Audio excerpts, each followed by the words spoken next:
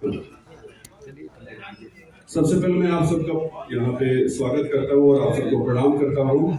हमारे फिल्म के प्रोड्यूसर प्रदीप के शर्मा जी यहाँ पे हैं और हमारी इंडस्ट्री के डिजिटल प्लेटफॉर्म के किंग, हमारे इंडस्ट्री के एक बहुत बड़ी म्यूजिक कंपनी के मालिक और बहुत बड़े प्रोड्यूसर मिस्टर रत्नाकर कुमार जी यहाँ पे हमारे बीच में हैं।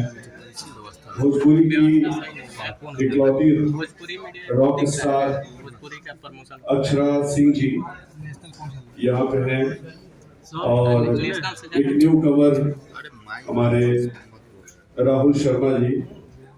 हम सब लोग मिल करके आप सबका यहाँ स्वागत करते हैं और उम्मीद करते हैं कि जो फिल्म हमने डार्लिंग बनाई है उसका ट्रेलर आप लोगों को पसंद आया होगा, आपने पहली नजर में देखा होगा। तो अपनी तरफ से हमने सारी कोशिशें उसमें की है। डार्लिंग फिल्म दिल के मेरे काफी करीब है और ये फिल्म मैंने अक्षरा सिंह जी के साथ पहली बार कोई फिल्म किया है, वही शुरुआत की पहली कड़ी है।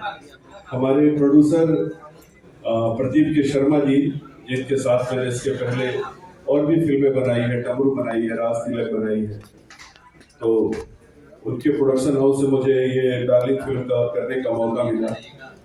और हमारी करियर के एक बहुत बड़े ही हमारे सपोर्टर, हमारे बड़े भाई रत्नाकर कुमार जी, जिन्होंने मेरी पहली फिल्म जिसको मैं खेसारी लाल यादव जी और काजल लखमानी के साथ किया था, मेहंदी लगा के रखना, उससे मेरे करियर को बूस्ट देने के लिए और मेरे काम को लोगों तक पहुंचाने के लिए बहुत मेहनत की।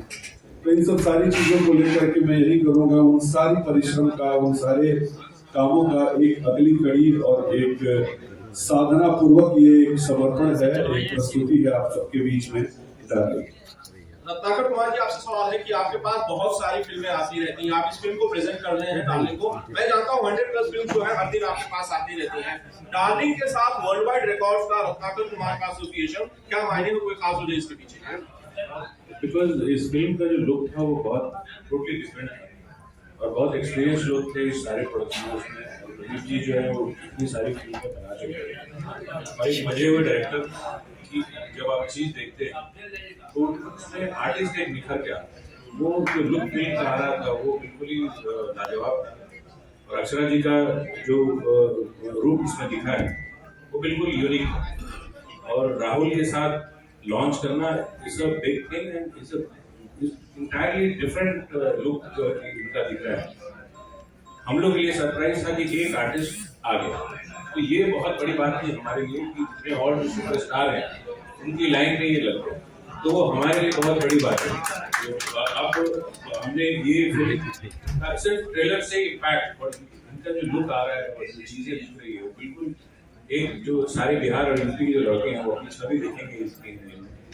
और मैंने तो एक फिल्म दो फिल्म अनाउंस की है उनके साथ और इसको एक रिलीज यही करेंगे जून में ही शूट हो रहा है।